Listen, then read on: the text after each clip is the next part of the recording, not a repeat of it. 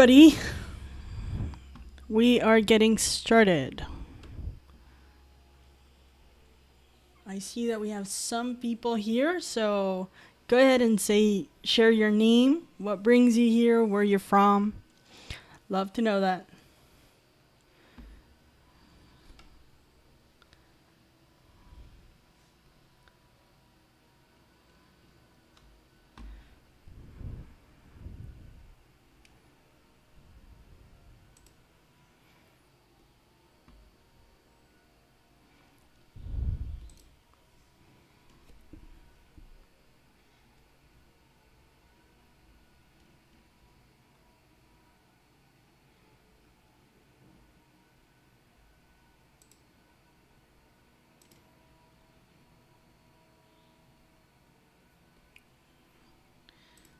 Okay, more people are joining.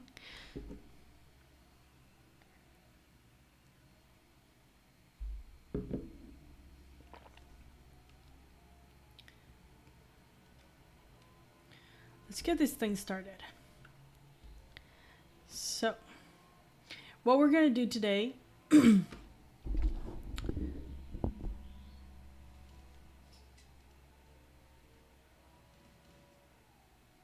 is write a script. There is a little bit of lagging, so I'm just going to pay attention to this here.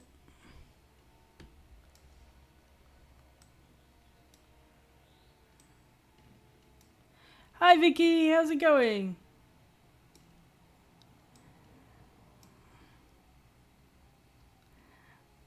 Okay, let's work on that further guidance.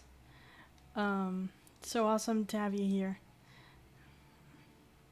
So now, so what we're gonna do is I'm gonna reveal the new way that we do things. Not that the old way wasn't good, is that it's still a bit confusing. So slowly we've developed this new way of starting things to eliminate as much resistance as possible. There is a little bit of lagging, so bear with me. This is my first time doing this. So here we go. I'm gonna start showing how we do things. Okay. So I'm gonna show my doggone face. Like this. Here. Okay. Let me know when you see this. Again, this is my first time, so bear with me.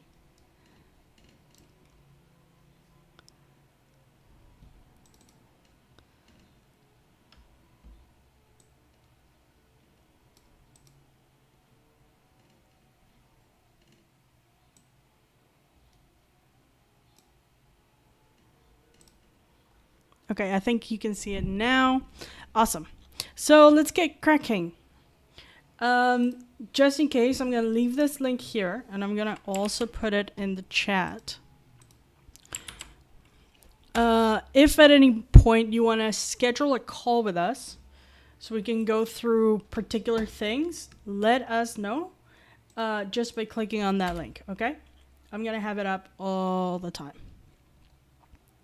Awesome, now we can see the screen. Now we're gonna get started. So the reason why I decided to do a live like this is that if I would just send you this to your email, you would be like, what in God's name is this? And you won't know pretty much what to do with this. So I'm gonna start a script from scratch today with you. And the way that we're gonna do it is by coming up with a prompt. And I'm also going to show my notes in my notebook to show you how I take notes as I'm writing a script, okay? So, here we go. Transition to this. Let me know when you see this. And let me see if we do change some light or something if you cannot see my notes. Okay. Okay, so let's do it. So this script is going to be a spy film for boomers, and they need to involve a heist. Okay? So, here we go. I'm going to start by thinking what would be cool. So a heist usually involves like diamonds. It could also be a code, a bomb. It could be rescue someone. It could be, and feel free to just pop on the chat any ideas that you can come up with. But right now, all I'm doing is brainstorming ideas for this part. Okay, so I know that there's going to be spies involved, but I know that it's going to be for boomers. So maybe it could be like a vintage rock and roll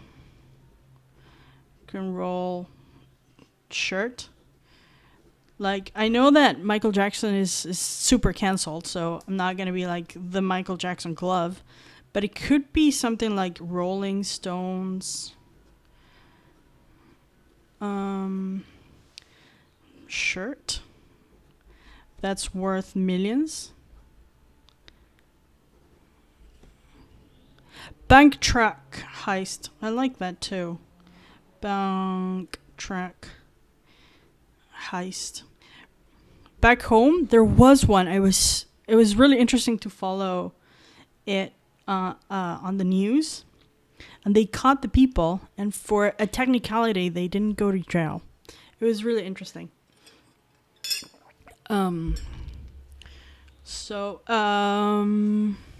What else could we get started here?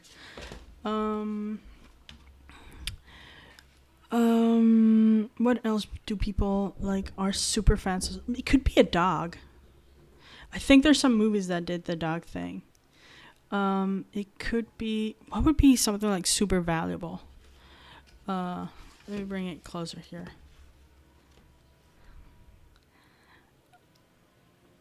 Okay, how about a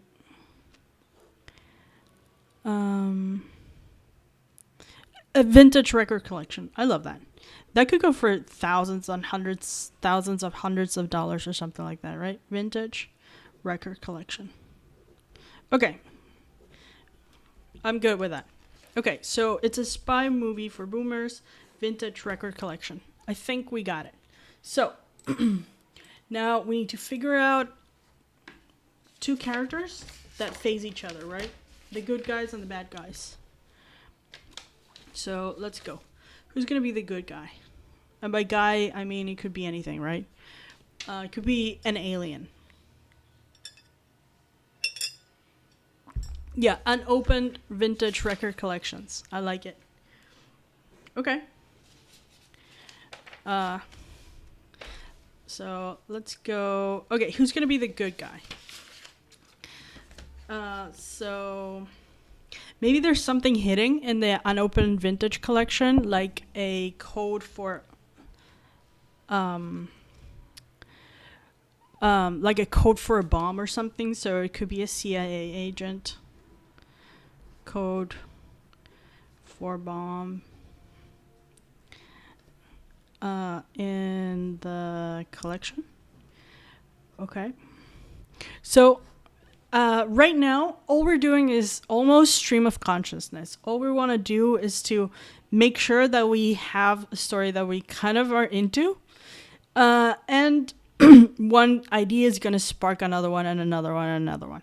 Okay? And this shouldn't be something that you spend too much time on, because it's going to change as you tackle this document. Okay? So,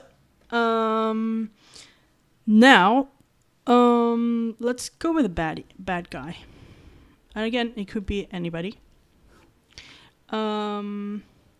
So what if the bad guy is... So one of my favorite bad guys is either Scar or Jafar. So, and Ursula.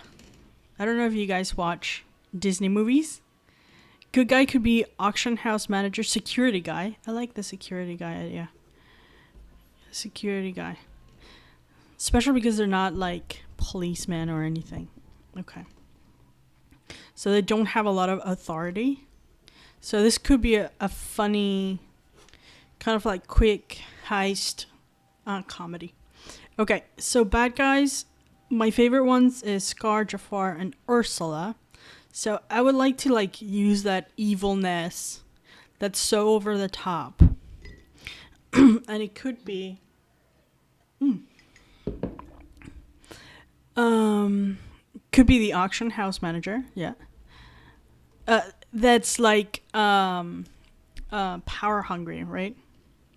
Power hungry auction house manager.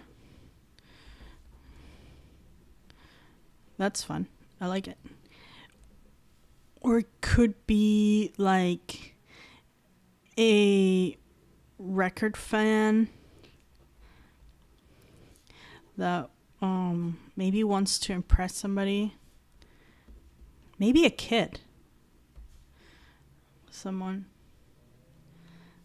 Maybe a kid.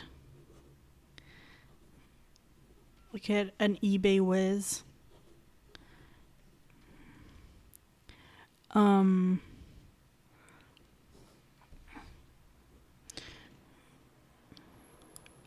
liking the idea of the power hungry auction house manager. So it could be a fake heist where he wants to solve the robbery for a promotion. So he fakes it.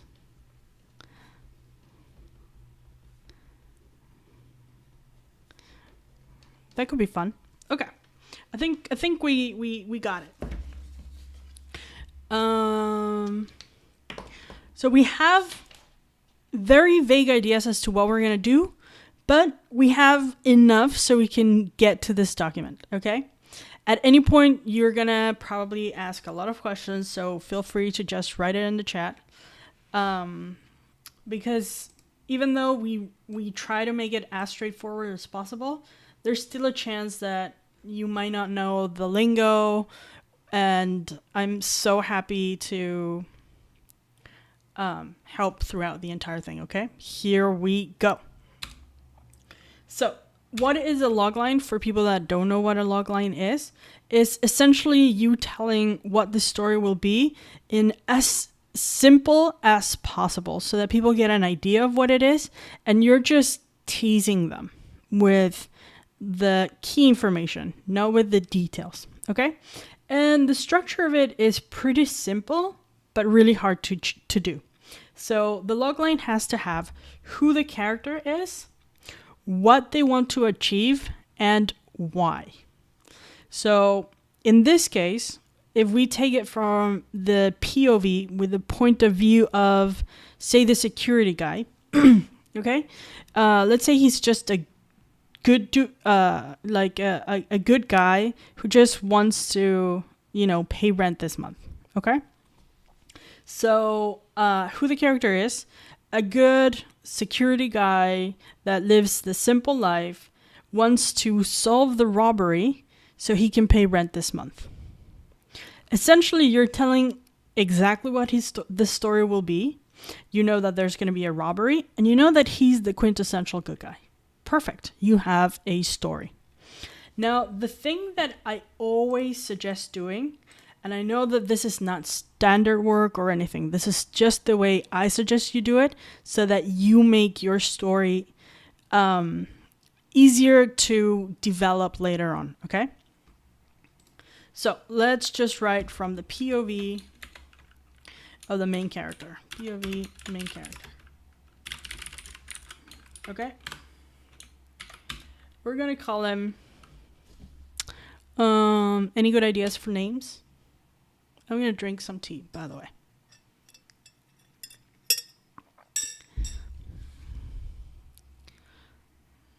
I'm not sponsored by Honest Tea, by the way. Just drinking it because it's my favorite tea. Okay, so let's name this guy. Let's call him Danny. We're gonna call this guy Danny. And we're gonna call this guy Jesse. We can change it at any point, but so we know who to reference. So here we go. First, I'm gonna send like a description. First step. Come up with the logline.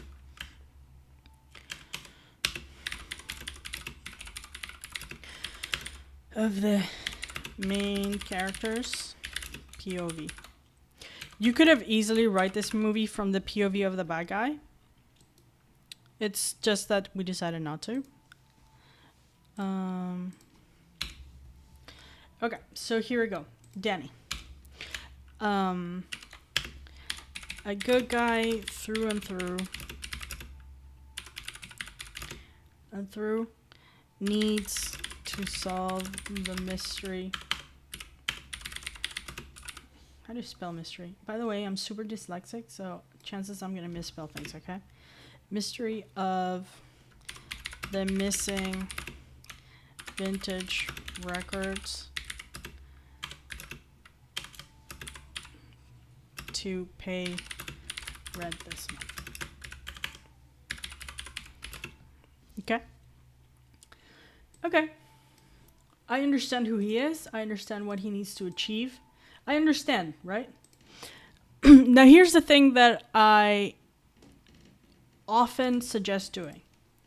Do the logline for every single character that will have an arc.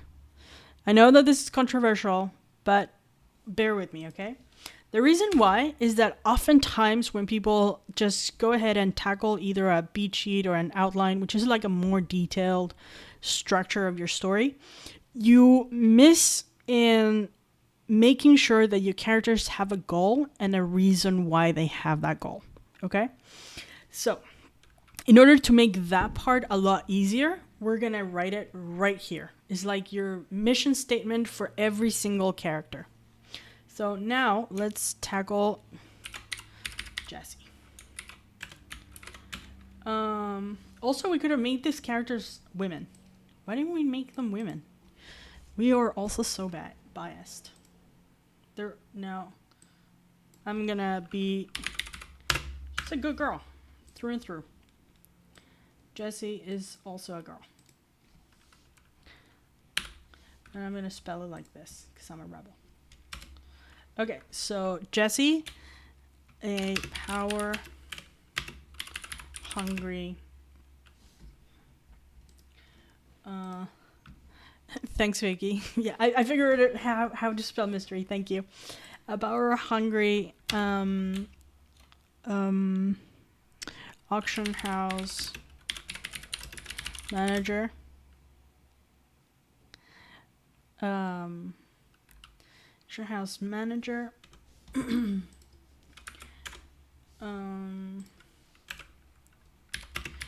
Needs to be promoted. What is her why? Promoted.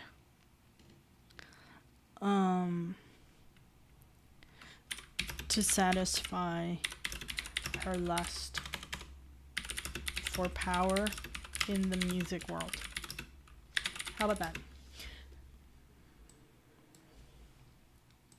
I kind of like it. I'm getting more and more interested in this story. Let me know if you're feeling more and more interested in this. Okay. So, we know who they are. we kind of know what their story is. And now we're going to do this thing that I call the Pixar Thingy, which essentially is, I'm going to write it here, the Pixar Thingy. I know it's not a very professional name because, to be honest, who cares about the name of this thing? The important thing is what it does, right?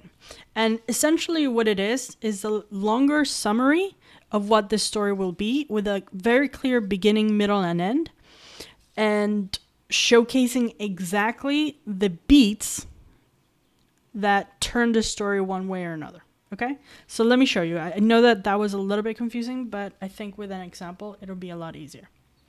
So step 2. I'm writing in the chat so then you can have access at any point as to what the steps are. Okay, is write the log line for every character storyline. Okay. Okay. And I'm going to write here, think of it as the mission statement.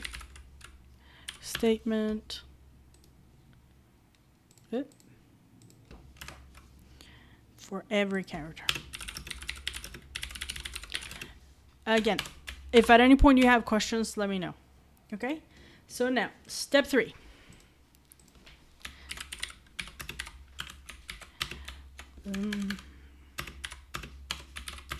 Write the Pixar Thingy for every character. Okay, and I'm going to show you how to do the Pixar Thingy. Here we go. And this is kind of like Mad Libs. All you have to do is fill in the blank following this structure. And this is known worldwide. You can find it anywhere you Google Pixar story structure. It's there, but this is how it goes. Once upon a time, there was, which opens the question as to who you think this character is and what makes this character unique. So let's start with Danny. So Danny is a goody girl who just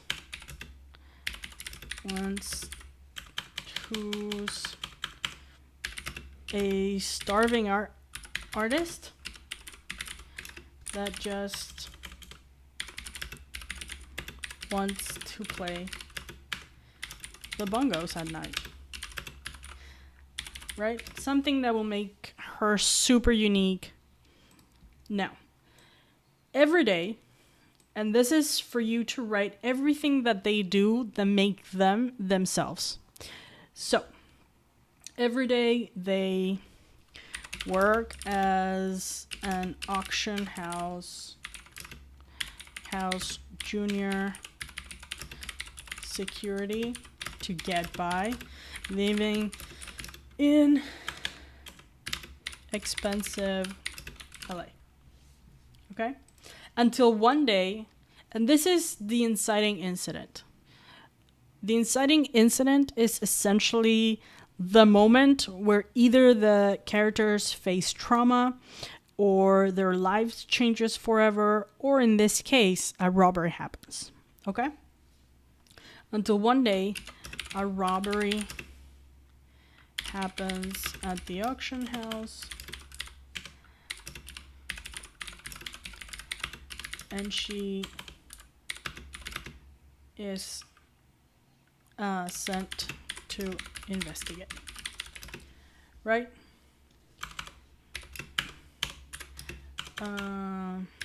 If she doesn't find it,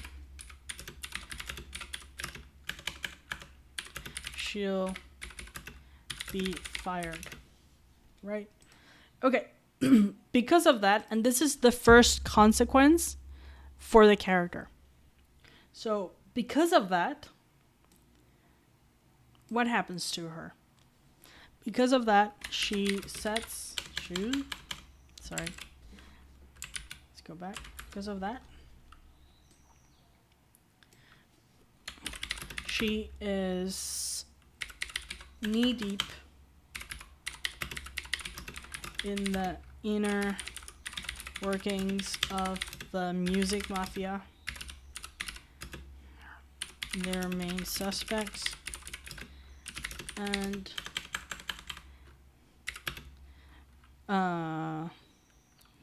finds out that so she's knee deep in the music mafia, and that makes the world that she loves more corrupt than she imagined. Right? So she loses the love for it because she sees how corrupt it is. If you have any questions throughout it, let me know, okay? This is just vague ideas that we're just tackling through and trying to weave them into a story. So now it's, what does she learn from that makes her do something new? She goes undercover and realizes that the person behind it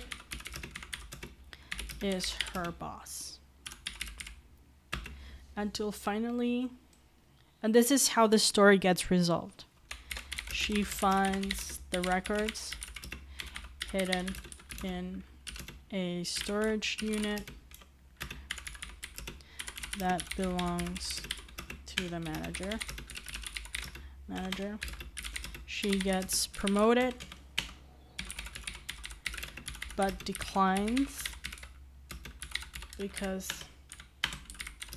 she then joins the CIA or something like that. Why not? So we see a transformation of somebody who's kind of like barely making it through. She goes into this adventure of trying to find the records. She's disillusioned with her world as a bongo player in the music industry. And then she finally transforms into a powerful CIA agent throughout this story.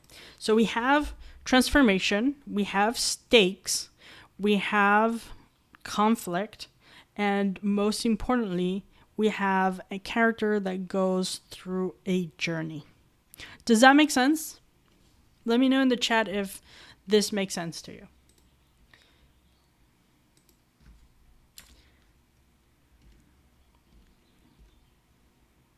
Yes, no, maybe.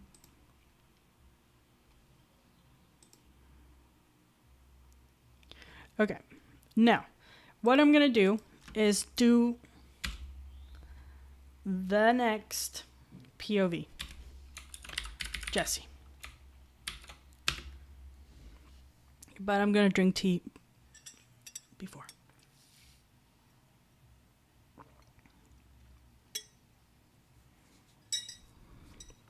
Awesome, Vicky. I love that it does make sense.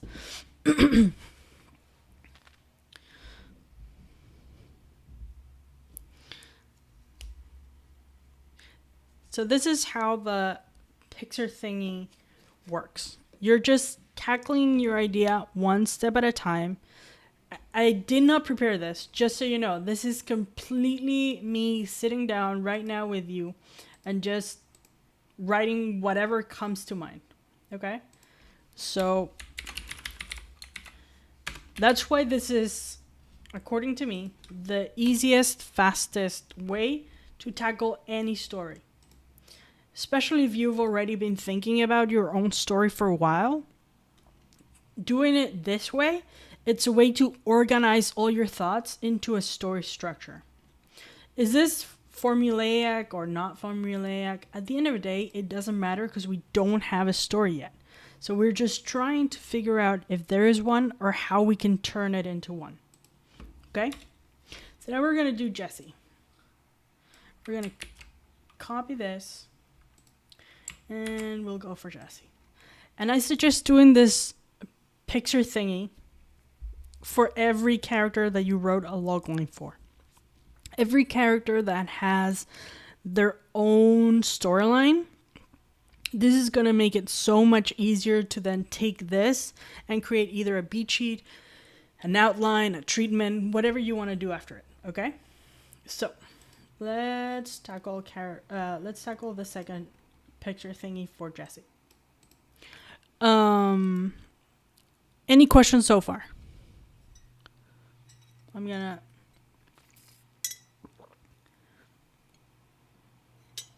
drink more tea.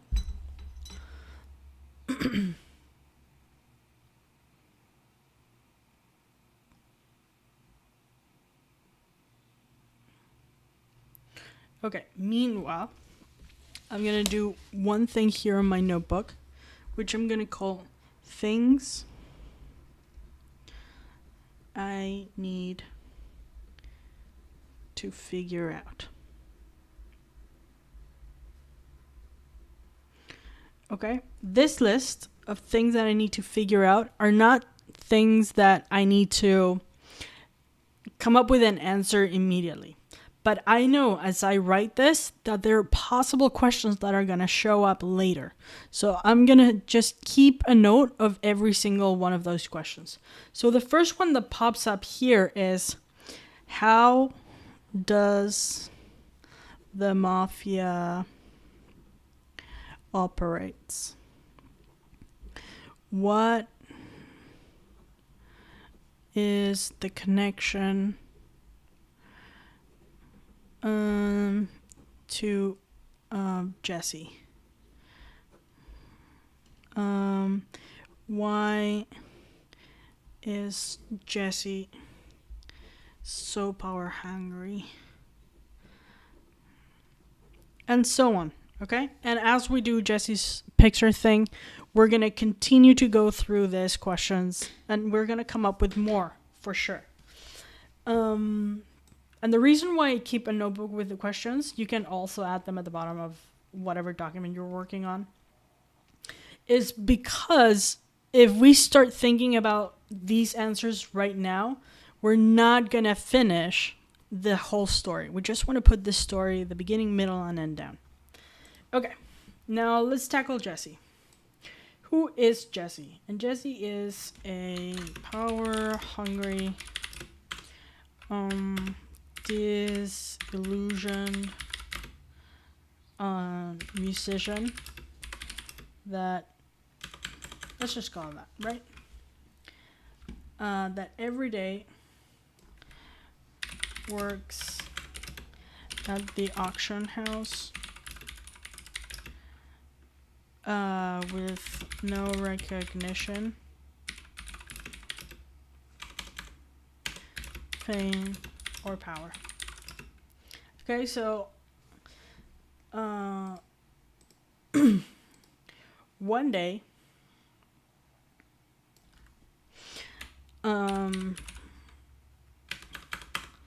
the records, the vintage records for the auction go missing. Because of that, I'm gonna make sure that the reveal at the end is that she has them, instead of just being so obvious about it and be like, oh yeah, she got them, right? So we're gonna write it. And this is kind of like an important note. We're gonna write the story as the audience will tackle it. Okay? So the audience will see Jessie from the perspective that she is surprised that the records go missing. This is not something that we know at the very beginning that she did. Okay? Okay, because of that, she requests that the security guard might be involved, so she tries to fire Danny. Because of that, again, consequence of that action, because of that, the what's her name? Jessie. Manages to make a deal with the auction house to make sure that if she finds them, she'll get the reward and will be promoted. Right? Until finally she is taken to prison as the actual robber of the vintage record. Okay. Something like that. Is it perfect? No. Do we care? Not really. Okay? All we care about is, again, this is the checklist. Take note of the checklist. Is there conflict? Yes. Is there a transformation? Yes. Is it entertaining? Yes. Are we surprised at some point? Yes. Do we care about the character? Yes. If at any point the answer is no, and I know that for everybody it'll be different, then that would be a thing that you would have to write on your notebook and be like, okay, how can I make Jessie more interested? And by interesting, you need to be specific as to what you mean by interesting. So, for example, it would be more emotionally interesting, more savvier. Really think about all the things that make your characters interesting, then ask for the specifics. Same with the story. So is the story kind of lame and boring and super obvious? If the answer is yes, then write down on your notebook notes to deal with later how to make the story more interesting. So on and so forth. Okay? Did that make sense?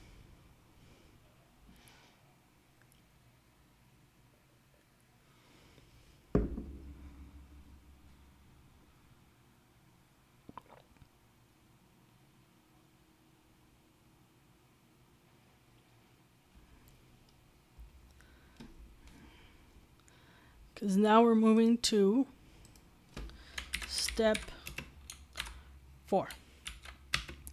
Character breakdown.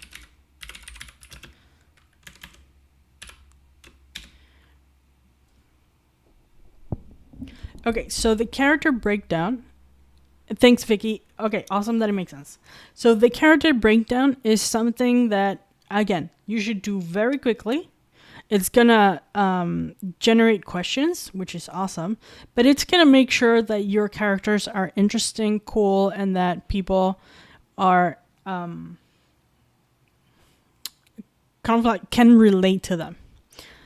And the way that we do this is by answering questions. And I know that if you go online and you Google how to make characters interesting for your script, you're gonna come up with 2,000 books, and you're going to come up with 3 million questions that you should answer for every character. Should you do that? If you're into this sort of thing, absolutely. However, that is going to make your story, your first draft, be delayed by months. Like, I'm not joking, it's going to be delayed by months. And the purpose of a first draft is that it's quick, and that you get it done, okay? You need to finish that first draft. So that's why I've reduced the amount of questions into kind of like the bare minimum to make sure that your character has what it's called has legs, okay? So let's go through them. And some of them are a little bit abstract, so you might have questions about it, and just let me know, okay? So let's start with Danny. Okay. What is Danny's trauma in life? I know, I started off really, really chill with this question. But every character, every person that you meet, and again, every character is a person that exists. Even if the character is an alien, a dog, whatever you are writing, you need to treat that character as a person that exists and that has layers. Every person that you meet has layers, okay? So, and the first thing that it's really helpful to know when you meet somebody is to go, why are these people the way that they are? And 10 times out of 10 is because that person suffered X trauma that made them either develop a sense of humor, or it made them develop walls up, or become power hungry, or become super lazy, or make them not strive to the top that they could achieve, and so on and so forth. So that's why it's so important to understand what the trauma is for every character. That's why it's the first question, and it's going to get you thinking. So let's think about Danny. So Danny's a do-gooder at all costs, but is really struggling to make ends meet, is really in love with playing the bongos. So what would be the trauma for this character? I have my ideas, but I want to hear yours.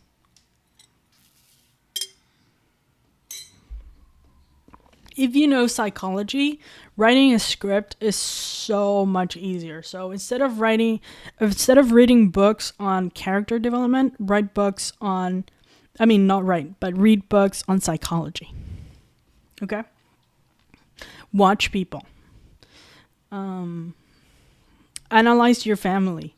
Analyze your life. Go to therapy. All these things are better than just reading books on screenwriting. If you ask me, of course. My humble opinion.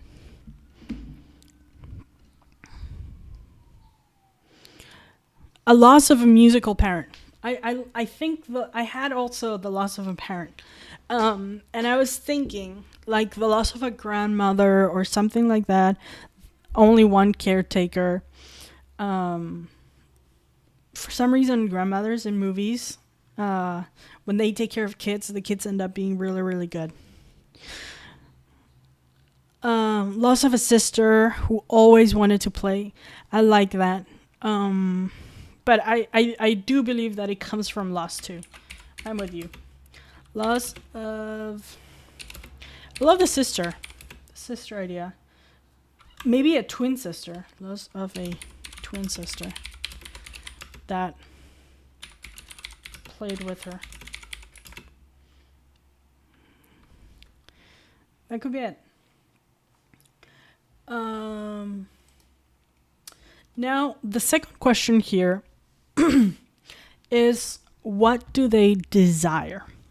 Now, as we go through this list of questions, we're going to tackle 3 very important questions that everybody gets confused about. Those are the goal, the desire, and the want. And you need to think about it as layers. So first you have the desire, then you have the want, and then you have the goal. And the way that the layers work is that you can either go from top to bottom or from bottom to up. Whatever logic helps you do this the easiest.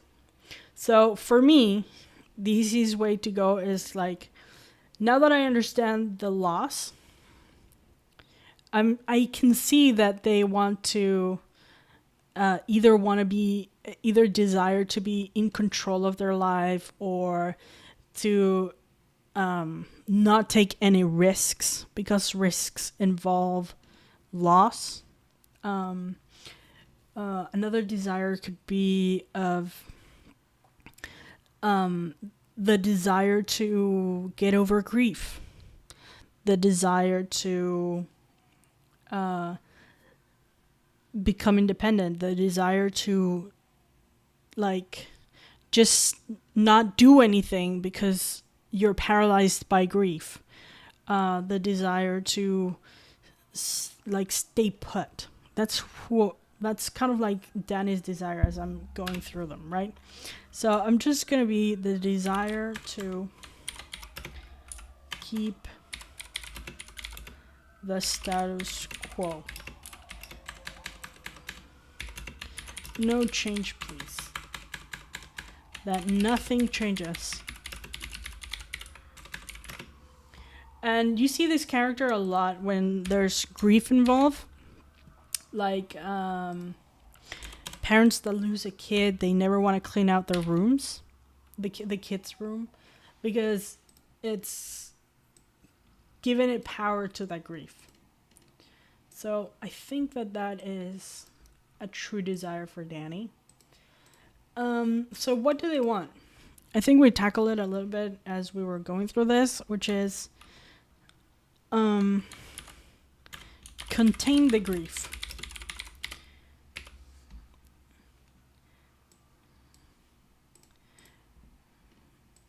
Not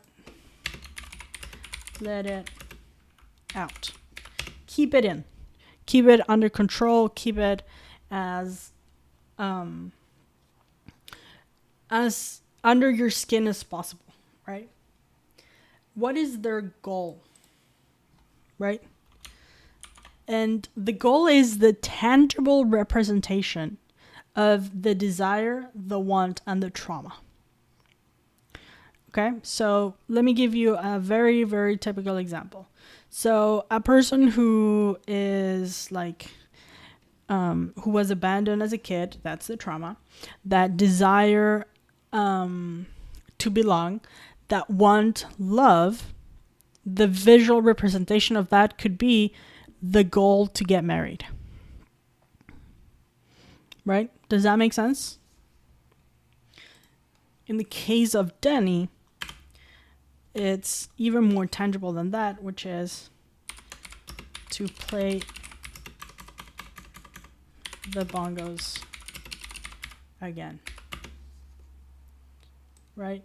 I'm assuming that she stopped playing the bongos because her sister played with her and her sister is no longer here.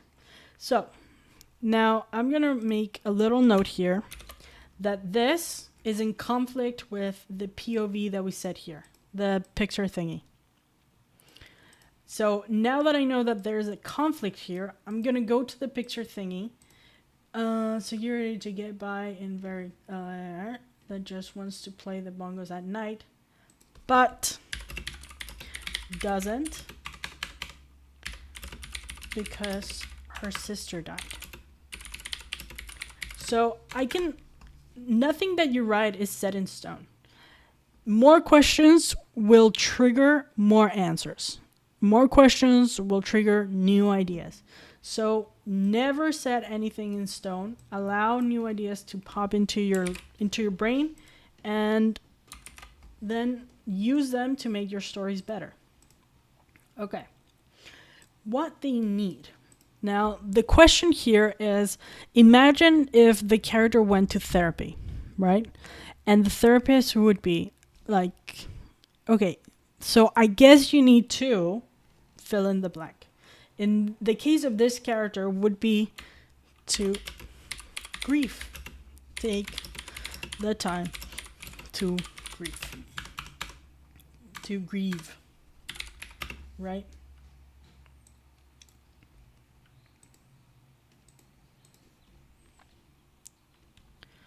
So, as we're doing this, we are understanding that the character has so many more layers than just be your typical security guard who is doing who is participating in a heist movie. So this is the purpose of this. Not that everything that we write here will end up in the movie or show or whatever you're writing, but everything here will help you write a better story. Okay, who would play them in a perfect world? I love this question. I love thinking about characters that are... who's going to play them?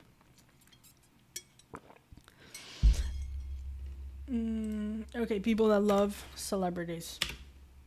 Who would be somebody that would play them in a perfect world if we had all the money in the world? um, I imagine somebody like Rebel Wilson or somebody like that who would make this character funny, but at the same time would give the depth that we're striving for. So I'm going to go with Rebel Wilson. If you don't know who Rebel Wilson is, let me just find an image of Rebel Wilson. Let's go to Rebel Wilson IMDb. There you go. That's Rebel Wilson. So that's who I think.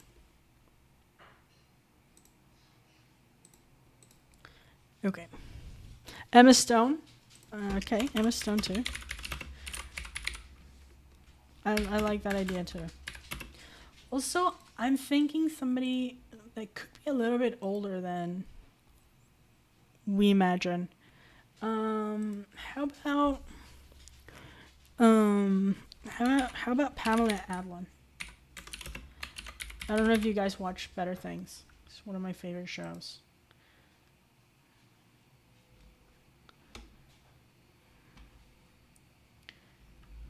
Kind of leaning towards Pamela Adlon.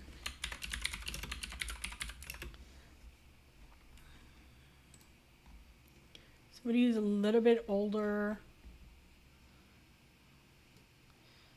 Right? She looks like she's seen some stuff. Okay. Now that we have a visual of what they look like, we have an emotional take on the character. Now we need to make those things visual and audible. So remember, a script is 100% something that you see and that you hear. Okay? So every single thing that we've thought about this character so far is something that you need to convey in a visual and audible way. Right? Because our job is to show, not tell. So the best way to do that is first tackling the dialogue wise. So what are some dialogue patterns that you imagine that this character has? So I don't know if you guys watch Schitt's Creek. Schitt's Creek has this tackled down to the T. Every character speaks in a very unique way that tells us so much about who they are. Like Alexis speaks like a valley girl. The mom who I'm forgetting, Maura, speaks like she's a thespian, and she has very, very complicated words and has a rhythm. So those characteristics are the answer to this question. The most famous character that has the most unique dialogue pattern is Yoda. So Yoda speaks in riddles. That is a dialogue pattern. Okay? So, for this character, I imagine very quiet.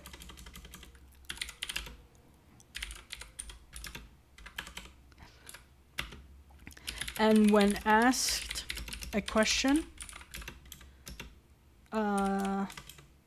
she feels guilty. So let me explain what I mean by this. This is not easy to write, and it needs to make sense to you and nobody else, because you don't need to show this to anybody.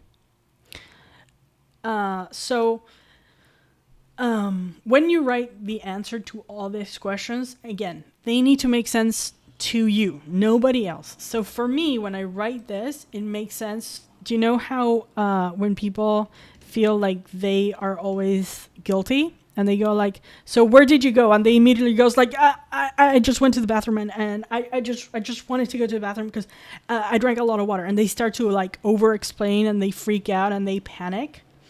So that's what I imagine for this character. This character has been through a lot, so I imagine that also they're afraid that they cannot make rent, so they're afraid that they're gonna get fired. So I imagine that they'd be like in a constant panic, and they speak very softly. Okay, something like that. So they over-explain. I think they over-explain everything. It's like they're constantly being stopped by the police. 10 times out of 10, I've never done anything, but as soon as I get stopped by the police, I feel like they're going to take me to prison. I don't know why. And that's how I feel like this character is. Okay. Now, we are understanding that they have a very unique way of speaking, and we understand that they have trauma. We understand that they have goals, wishes, desires, that they're grieving. We understand all of these things. But again, we need to figure out how they share how they feel. Okay? Because this is going to be essential for when you're writing the dialogue and when you're writing action lines, to make sure that you've already thought about how the character is going to convey what their emotions are. And this is kind of like one of the biggest things that you need to figure out. And the sooner that you do it, the easier it'll be. But it's something that's going to come out of writing the character. And this is just kind of like having an ace up your sleeve, so that when you start writing the first scene, you already have a take on what that's going to look like. So how do they share their feelings? I imagine that this character shares their feelings by avoiding things, by avoiding them, right? And it's always good to give an example. I give an example to you because I need to share what I mean. But this is very helpful if you give yourself an example, so that when you're writing the script, you go like, oh, this is what I meant when I was writing this. And it should be something that you write for every answer. So, for example, she is grieving a night and tries to play the bongos, but doesn't. Right? She tries to eat lunch, but can't. Right? Tries to pay attention, but can't. It's like they're there, but they're not really there. It's like they are there, but not really there.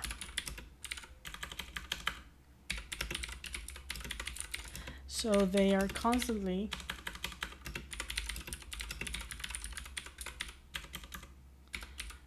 in a catatonic state.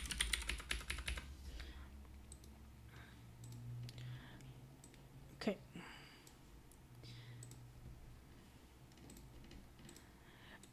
Also, something that I suggest all the time is to use your own life. So, for example, in this story, there's a character that is going through terrible grief. And this terrible grief is something that maybe you went through as well. So it would help to go like, oh, how did I deal with that? How did my parents deal with that? Did they do anything particular that would let me know that they were grieving? So when you're looking at the visuals, the dialogues, knowing people, knowing yourself, knowing how you felt when you were going through the thing is what makes this story yours, which tackles later on when you're selling this as what your voice is. When you're selling your script, when you're trying to, get a manager, whatever it is that you're trying to do, one of the questions that you get asked 10 out of 10 times is, what is your voice? Right? And the answer to that question lies here. Lies finding things from your own life that are completely uniquely from your own life that makes your characters belong to you and that nobody else can write them the way that you can. Okay? And I know that I went into the deep tangent, but that's why here, take the time. I know that I'm going really, really quickly. I'm doing this in like 4 minutes. You can do them in 20 minutes. And the more you do it, the more that your voice will come out of it. Okay, end of philosophical tangent about your voice. Let's keep going. Do they have a unique way of speaking? This is like accents. Do they have a lisp? Do they do ASL? What is their unique way of doing it? And in this case, I would say that they stutter. And I'm hoping that that's how you spell stutter. If not, well, you'll correct me. How do they dress? When at work, an oversized uniform, and home, sweats. Right? Something like that. Pretty straightforward, but it tells us a lot about that character. I could have just said, a uniform, but the fact that it's oversized is the specificity to the character. So always try and find something that will take this from a stereotypical story to something that's interesting and more unique, and that will tell us more about the character. Now, let's go to this is to just double check that you're not writing a stereotypical character, okay? What is something that makes this character non-stereotypical? And for this, I will have to say that they play the bongos, not at all stereotypical. Their twin sister died, and that she is going to become a CIA agent. So we're just double checking that what we're writing here is not stereotypical. You can even ask somebody in conversation and go like, look, if I tell you all of this, all the things that I'm highlighting, what would be the things that you think are not stereotypical? Okay. So now, we've only done this for an hour, and I've stopped like a million times to explain and everything. So far, we have the story down. We have the characters down. And now what we're going to do, and you should do this for the other character as well, but I'm going to skip ahead and go to the beat sheet. Okay? And what this is not a real beat sheet. This is our version of beat sheet. Okay? So step 5, beat sheet, and we call it beat sheet cheat sheet. Why? Because we're quirky like that. Wait, cheat sheet, beat sheet cheat sheet. Some reason I cannot send it. Oh, because I'm doing it wrong. There you go. And what it is that instead of going like, hey, what's the inciting incident? What is the midpoint? What is this? What is that? Which helps nobody essentially. because that's just to prove that people are smart and that read story by Robert McKee or whatever. We developed questions that if you answer them, you will have every single beat that you need. The inciting incident, the first, second, third attempt, all the consequences, the midpoint, the all is lost, the epic battle, and all those things. Okay? So let's go through them, and I'm going to do only Danny's storyline, and then you would have to do it for the other characters when you're tackling your own story, okay? But I just want to exemplify how it works and how you go about it, okay? So, before we tackle it, this is kind of like the super duper step-by-step thing. First, write the log line down. Again, so let's go take it from the beginning. So, Danny's a good girl. Blah, blah, blah, blah, blah. So, Danny's a good girl through and through, needs to solve the mystery of the missing vintage records to pay rent this month. Okay, but now we learned a lot more about this character. So, let's see if we can make this logline better, given all that we know. So, Danny, a good girl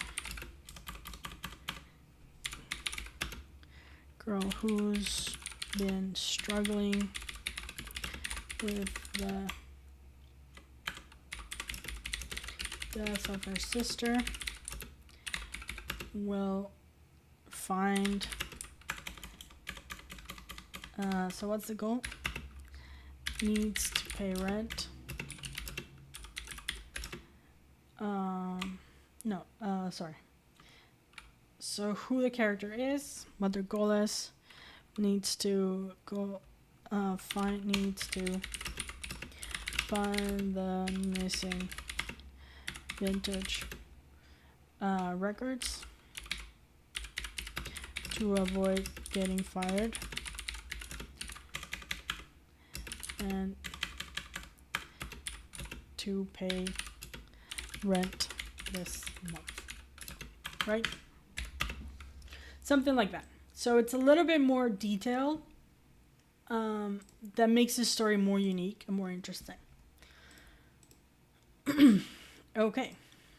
Now, then after you do that, we're just going to write the goal here in the purest, simplest form, because at the end of the day, every story is a mission. Every goal is a mission. So if we go to, say, The Runaway Bride, right? Julia Roberts' mission in that movie is to get married. Right? That's the mission. So think about every single story as a mission with steps that need to go 1, 2, 3, 4, 5. So in this case, the goal is to find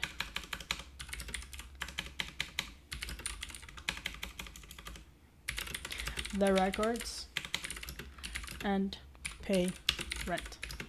That's all she has to do. Now, that being said, we already know that there's an underlying emotional story that has to do with grief. We know that. In the back of our head, we need to know that, okay? So we're going to go here, like an emotional mission.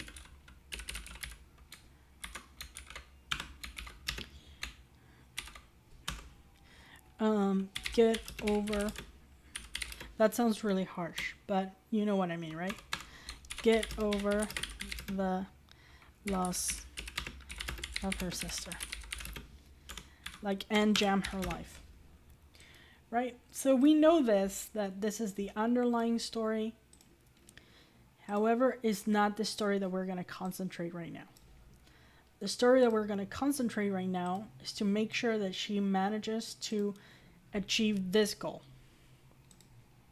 Find the records and pay rent. Now, the first scene in every story At least for the beat sheet. Then in the actual script, you can do whatever you want.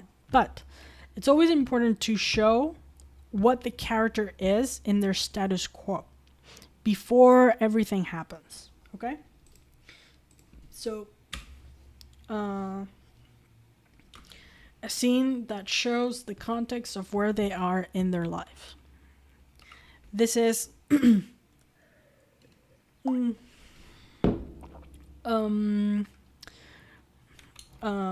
she's at work and she falls asleep while an auction is happening.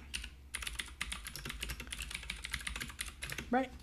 So we kind of know that what she does for a job. We kind of know the context of the place that she works at. We know that she's not doing very well. She falls asleep at work.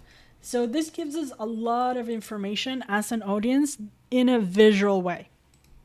Okay? So that's the visual cue. What happens that changes their life forever? There is a robbery that of the records,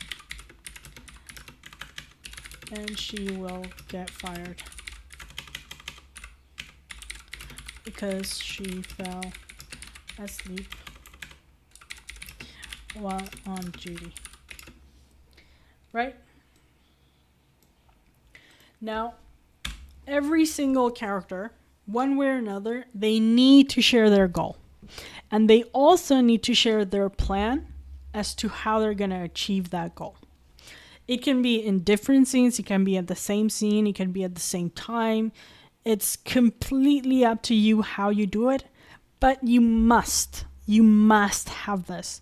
Because otherwise, things happen without a context. Okay? So, the reason why you must, and I'm closing my eyes and touching my eyes because you must have this.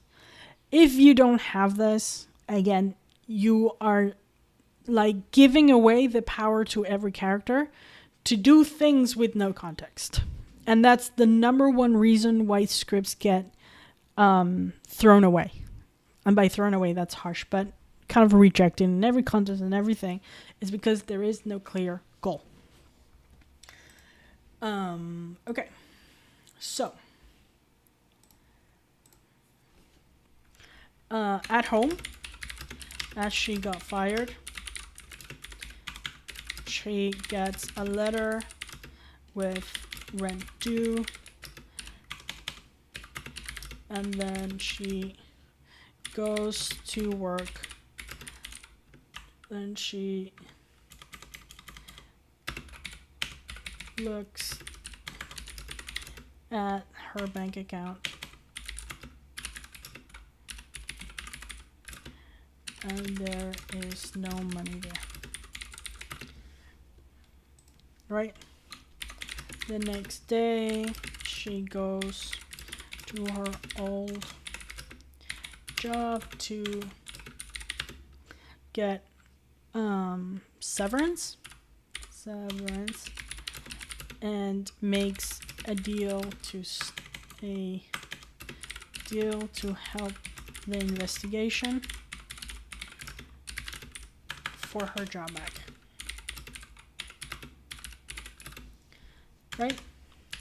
So in a very visual way, very clear, she comes up with a plan, and then the plan is to make the deal so she can get her job back.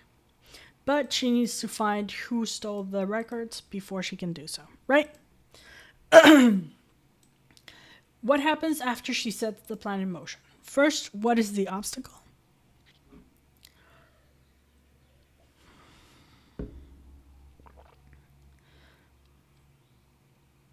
Okay, so the obstacle is that she doesn't know where to begin.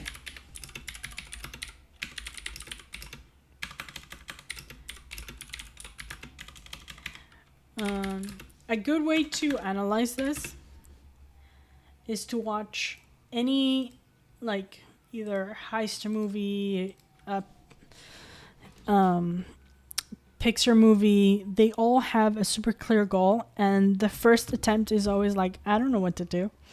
And it's super typical because if they know too much at the very beginning, unless they're James Bond, it's less realistic.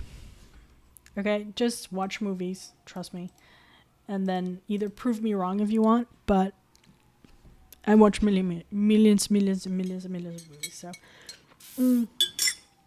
go ahead and watch a movie and then let me know if you agree with me or not. Okay. What complications are generated by the failure?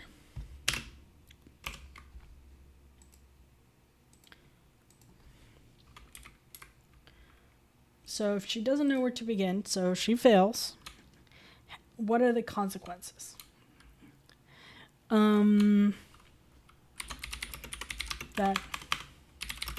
she lost 2 days and the rent is due, for example. What does she learn that makes her come up with a new idea? At the bar while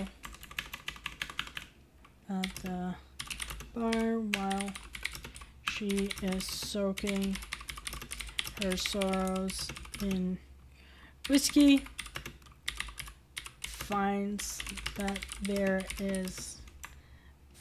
a lead for a guy who is selling vintage records on the down low. Okay? So she learned something that leads her to the second attempt. So she sets a new plan in motion. What is the first obstacle?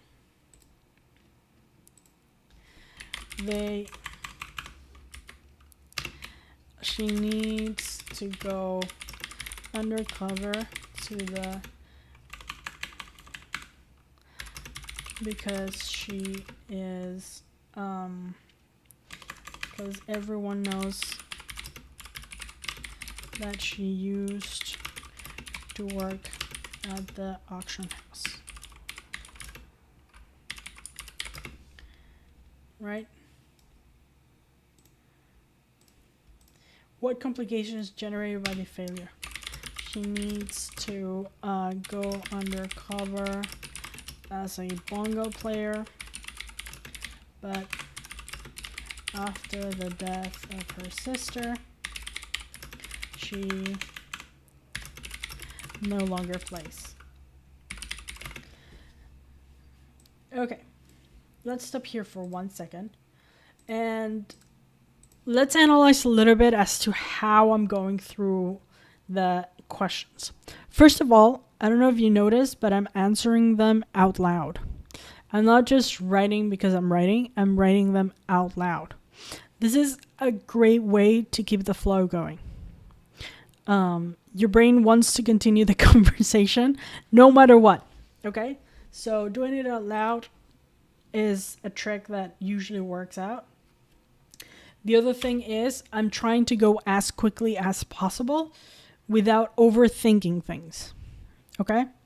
If you don't know something, write it on the notebook and keep going, okay? So now, what does she learn from that makes her come up with the new idea? Instead of a music player, she goes under as a manager and with her fake band filled with the outcast group of friends, right? What is a moment when she's about to reach her goal but everything comes crashing down? As she got in touch with the vintage record player seller, she will tea break my voice.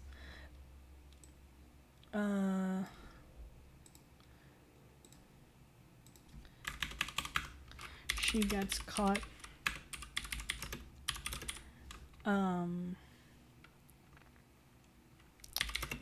the FBI, who weren't in the loop of the case. Something like that. Or LAPD or something like that. Maybe LAPD.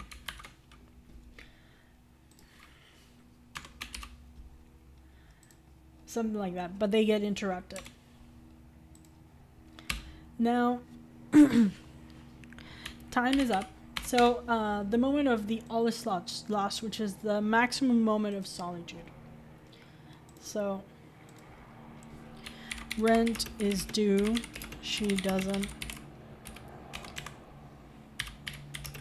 have the money, and she needs to move back with her parents.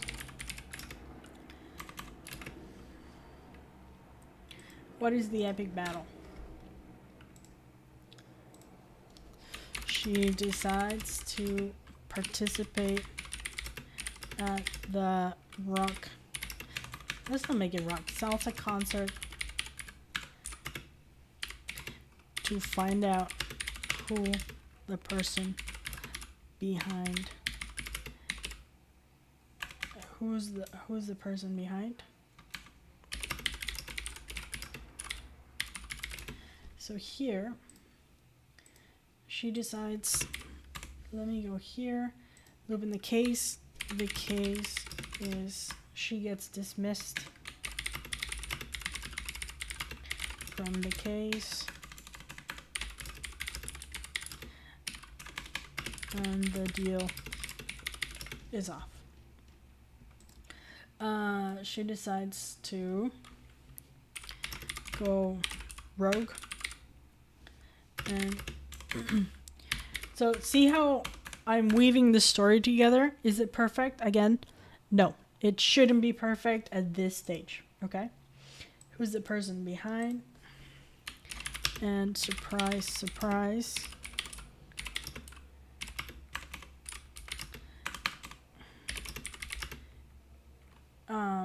It's the assistant to the manager who's selling the fake version of the records, and then she finds the real ones in the storage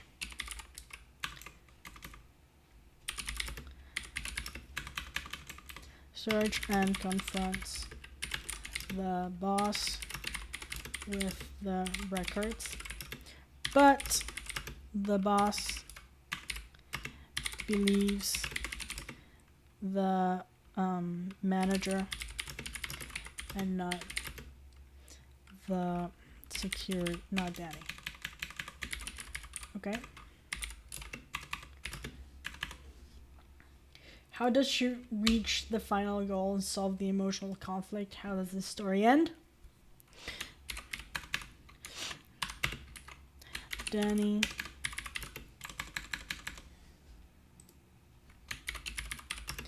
befriends the assistant and gets her to cooperate.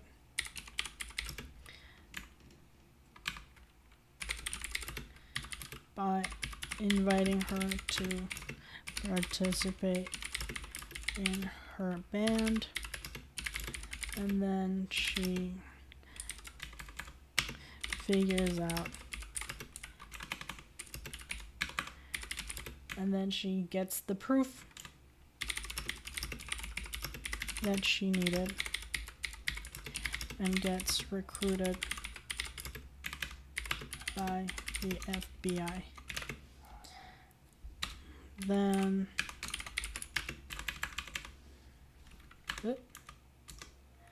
and she bit.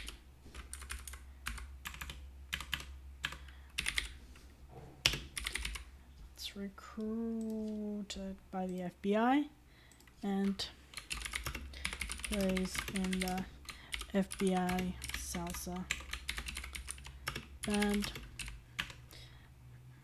on Fridays. Something like that, right? So, does it make sense as I went through all the questions and how I slowly unweaved the story? Again, it's not meant to be perfect, but it's meant to give you a structure of, okay, what is the mission and what does the mission look like? And what are the steps in that mission? Then after doing it for one character, it's a must to do it for the other character. Now, doing it for the other character will leave you with 2 storylines. In this case, if you have 4 characters, 4 storylines, and so on and so forth. Okay? And then you'll have the questions that will come up from it that you can either put them at the bottom of this, or you can either put them on your notebook. Completely up to you. But that's pretty much how you build a beat sheet. Okay? Now, the next step is to take both storylines and weave them together. Okay? Once you weave them together and it makes sense, it's time to write the actual script. And the way that I suggest tackling this script is by doing 2 things. One, to either make a list of every single thing that's gonna happen in the story using the beat sheet that you just created. So let me give you the example. So this is what I call option 1 for movies. Okay? And this is step number 6.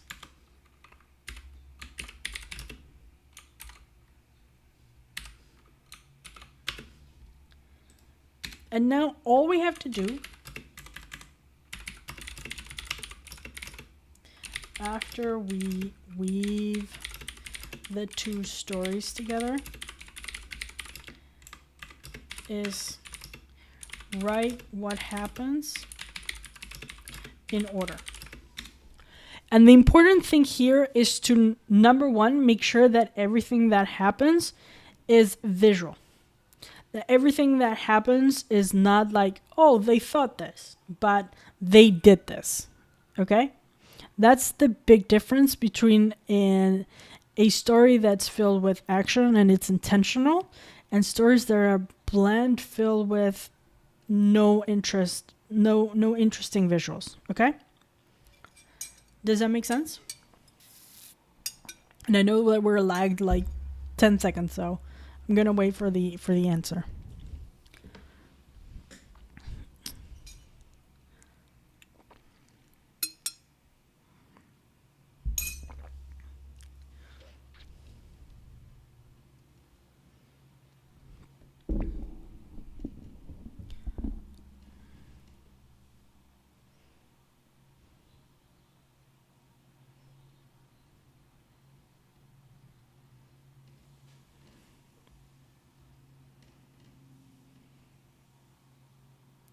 Okay, awesome. I'm glad that it makes sense. So now let's tackle Danny's story as if it were the full movie. And I'm going to highlight every verb that I write. Okay? You don't have to do this, but this is something that I suggest, especially if you're not good with showing versus telling. And it'll come more natural the more you do it. But if this is your first script or maybe your third script, and this is a new way to tackle a script, then I would 100% suggest doing this, okay? So here we go. Now let's go through what happens at the beginning. Okay. She works, falls asleep, blah, blah, blah, blah. Okay, let's go. So the first thing that we see is Danny falls asleep at work. Pretty straightforward. Danny wakes up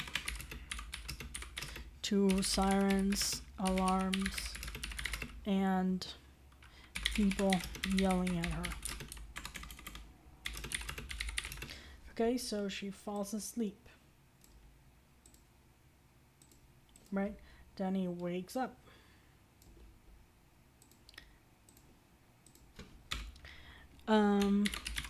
Danny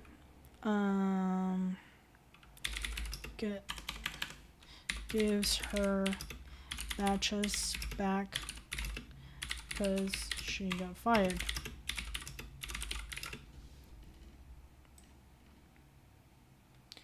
Gives her batches back.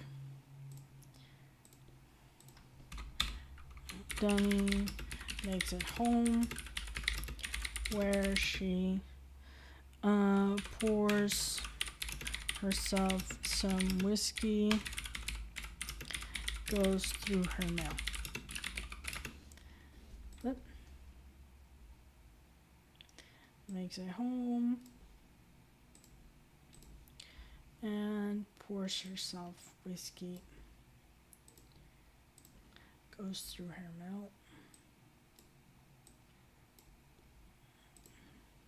I know it's a lot slower when you're like highlighting every little thing. You can either do it like this or you can just write everything, and when you're checking it, you start highlighting and making sure that every single thing that happens in the movie is in fact visual and that it brings conflict to the table and that it moves the story forward. Okay? So if you would have to write questions to check your work, is number 1, is it visual? Number 2, is the character active? Number 3, is there conflict? And number 4, does it move the story forward? 4 questions. Okay? This is your checklist. Make sure you write them. Here we go. Goes through her mail. Her rent is due. Danny checks her bank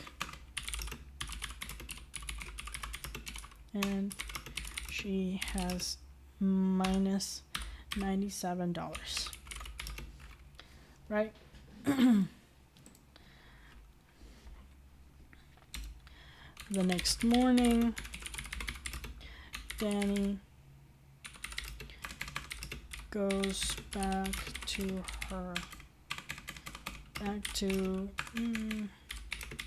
get paid for her week and negotiates that she will find the records,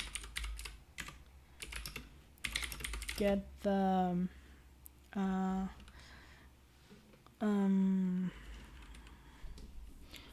blanking in English. Gets the reward. That's the word I was blanking on. Gets the reward,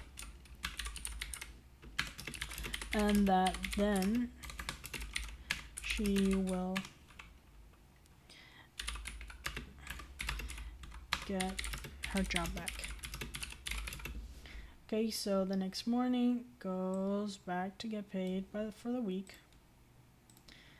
Negotiates that. Right? And you can even write here, plan and goal, check. So you're making sure that you have your plan and your goal. Now, there you go. You already know rent is due. So you have the stakes. There you go. Perfect. And you see how we're taking things from here and we're making them more precise and making sure that we follow the logic. So when we get to, for example, here, she goes to the bar. A lot more things than just going to the bar are gonna happen, and this is the place where we add those things. So I would always suggest to make sure that step 6 happens on a different day than when you wrote this. The reason why is that giving your brain like a day or 2 days to breathe from your ideas will 2000% generate new ones when you're writing this step. Okay? So right now, because of time, we're not going to give ourselves that space, but we are going to make sure that we, when you do it for yourself, that you give yourself a day or 2. So then, she goes to the bar, right? Danny goes to the bar to get a tip. Goes to the bar to get a tip from her friends that she haven't seen for a while since her sister died. Right? About if anyone has heard about the records or someone selling them. Right? She's going to goes to the bar to get a tip. To see if somebody's selling. No one knows anything. Or maybe somebody does. Let's see what we wrote.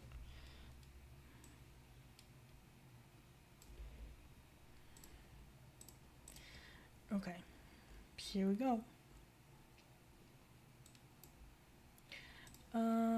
So there is somebody selling vintage records.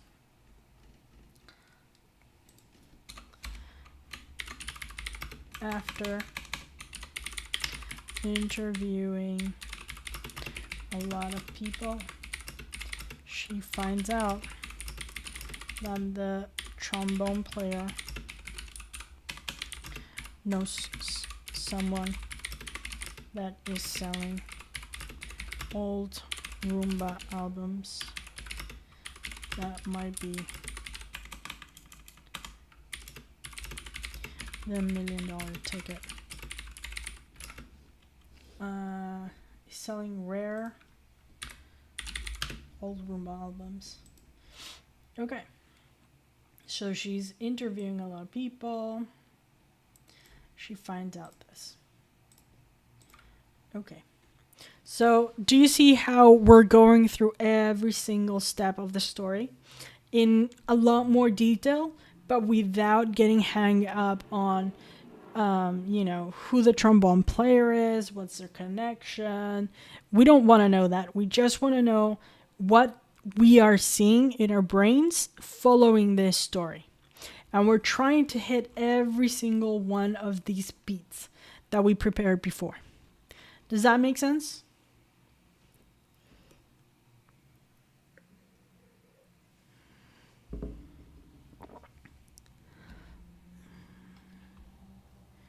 Okay.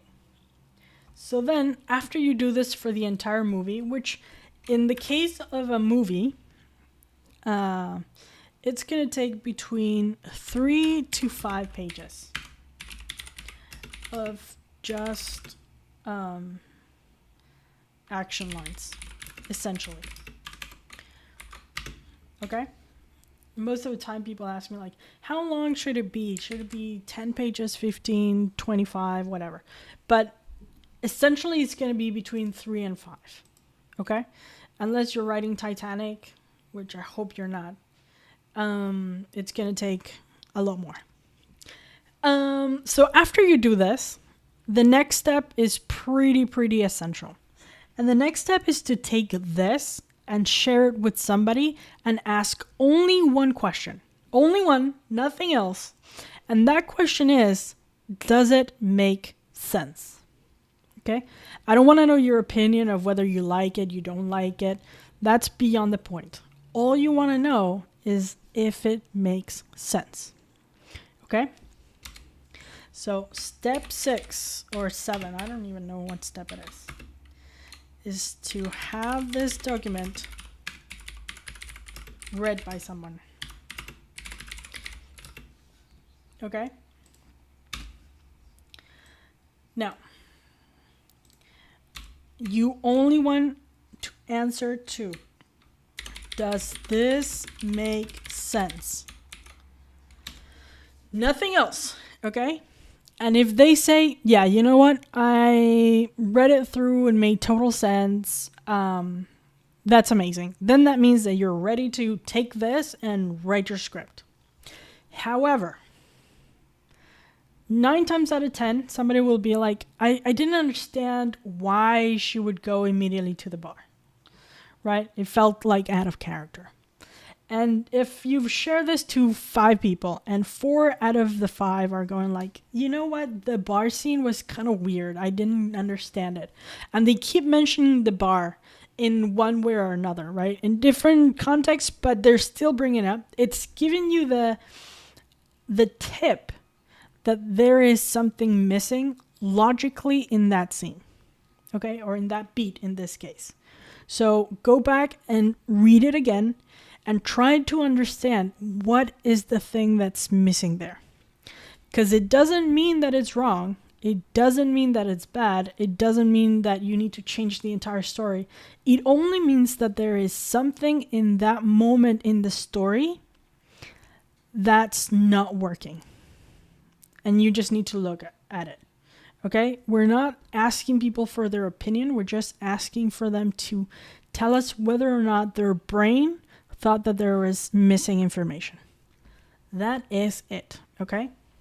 And I'm sorry that I go on and on and on about it. It's because I see too often people that have a story that they've been working on, that once they get their first feedback, they change everything. And that not only makes you finishing your script incredibly hard, but you start doubting everything that you write. And remember, the one thing that you want to achieve is finishing the first draft, sorry. That's it. At this stage, all you want to do is this. This is the number one goal. Okay? And the first draft needs to make sense, have a story with a beginning, middle, and end.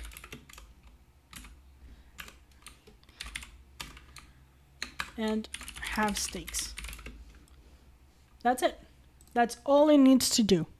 The rest, the dialogue being like super layered and all the jokes being incredibly funny and, you know, the textures of the music, the dialogue, and all those extras that make your story like delicious chef's kiss, those come way, way later. But first you need to have the story down. Okay? So this is the point. Okay? So once you think that you have the story makes sense in this form, which is just a set of things that happen, like a shot list if you were a director, right? Once you have this down, and the reason why we check it here and not on the script is because once you start moving things around on the script, it's like a house of cards that just comes crumbling down. And instead of taking you, a week to fix it, it can take you months, because every single thing that you move in your script is gonna trickle down into something else and something else that's not working and something else that's not working. Okay? So once you get this and you go like, okay, my story makes 2000% sense in this form, then you tackle the script. And the way that I always suggest to tackle the script is to first write the first 10 pages. That is it. And what you need to have in those first 10 pages is the inciting incident, the goal, and the plan. If those three things are not in the first 10 pages, then people are not going to continue reading. Like, I'm telling you, they are not, because they don't have the context for what they're reading this story for. Okay? And if you watch any movie that you feel like it's good, unless it's like a mood piece or like an old-fashioned rom-com, by minute 11, the plan is going to be revealed. Right? And if you're watching a movie and you go like, oh my God, this movie's so boring, nothing happens, blah, blah, blah, blah, check how long it takes for the plan, the goal, and the inciting incident to happen. Like, movies that I love but are super slow and are like done in real life, like indie movies that take so much time, like doing establishing shots and blah, blah, blah, blah, blah, that honestly they add layers to the movie and makes it like a pleasant experience. But most people don't like those movies because they don't have the inciting incident, the goal, and the plan within the first 10 to 11 minutes. Okay, and again, if you don't believe me, go watch a movie. Please don't use Titanic as a reference, because Titanic is a crazy movie that's 3 hours long. So go for a normal movie like a Disney movie or a rom-com or whatever movie you want to write, and check how long it takes for them to share the plan, share their goal, and have the inciting incident happen. Okay? Now, after you write the first 10 pages, here it goes, write the ending. And the reason why you write the ending first and writing the middle is there's several reasons why, and I'm going to go through every single one of them. The first and foremost reason is that once you know where you're going, the how to get there is a lot easier.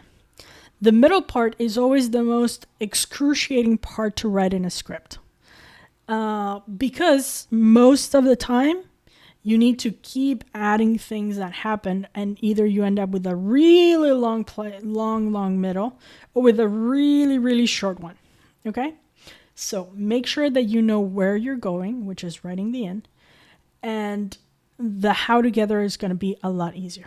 The second reason why you write the ending is because the ending in every movie is the last thing that people watch before they need to tell somebody else to watch this movie. Let me explain this again. So, if the ending of the movie is subpar, you're probably not going to recommend this movie, because the last thing that you watched didn't amaze you, didn't make you feel anything compelling. So make sure that your ending is awesome. And the only reason to write an awesome ending is that you don't run out of steam before you get there. So that's why you write the ending second to the first 10 pages, because you need to have all your energy, every little ounce of creativity needs to go into this ending. And it needs to wow people. It needs to make them feel things. If they don't, nobody will recommend your movie. Okay? So that's why a twist at the end is amazing. A big reveal at the end is amazing. A tragic ending is also pretty compelling. A super heartfelt, emotional, epic battle is super amazing. So make sure that you write an awesome ending. And then by the end, you write the middle. And the checklist for the middle, I'm sorry, I'm running out of voice. The checklist, let me try that word again. The checklist for the ending, for the middle is you need to have clear attempts at the goal. They need to be high stakes. They need to move the story forward. And they need to not be repetitive. Okay? So, that is your checklist for the middle. So I'm going to write it here so that you have it already written down. So, not be repetitive. The stakes need to be increscendo. I don't know how to explain increscendo in English. Let me know if you understand what increscendo is. Let me see if I'm writing it properly. Increscendo.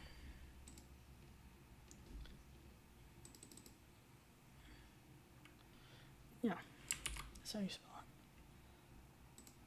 it. It means that they need to start at 10 and they need to end up in 100. Right?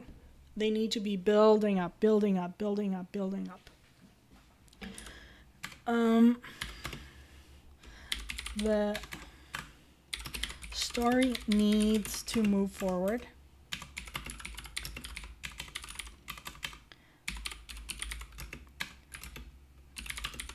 And the character needs to face conflict.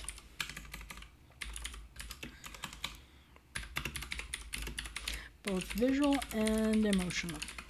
Okay? So, all of this is going to become a lot easier if you do the planning. Okay? If you don't do the planning and you just sit down and tackle this, I promise you, your script is not going to achieve what you want to achieve. And instead of taking you a month to write a script, it's going to take you a year. Okay? My point here is, or my philosophy is, that the more you write, the better that you'll become. But in order to write a lot, you need to write really, really fast.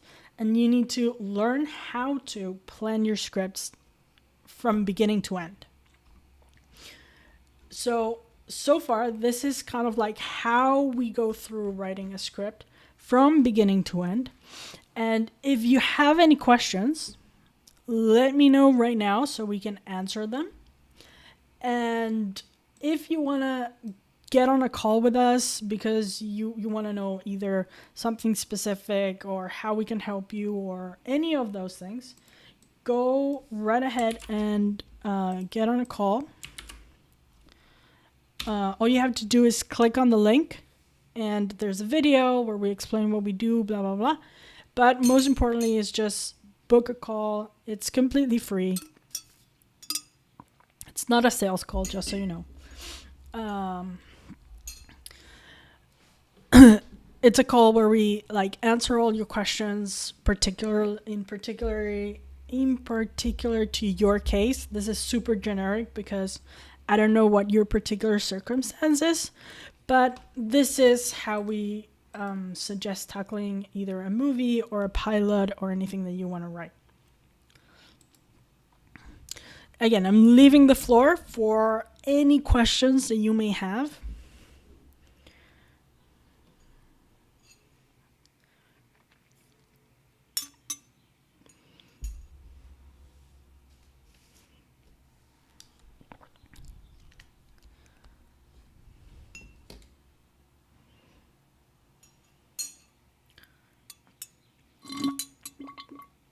I finished my tea.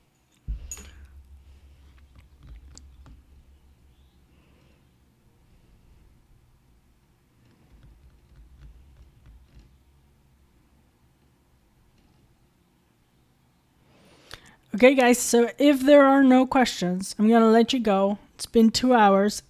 So have a lovely day. Thank you for coming. And if you have any questions that might pop up within as you try and do this yourself, send me an email or anything and we can tackle them. Okay? Hope this helped. And see you soon. Bye. The tea was really good. Yes, I recommend Honest Tea all the way. the best tea when you want to give yourself a treat.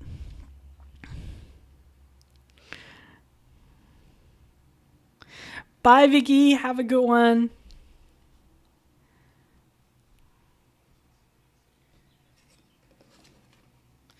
Okay, it's time for me to put on my watch again. I always take it off when I get to work.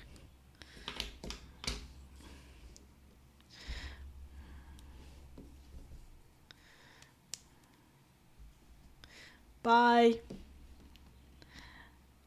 Night night. End stream now.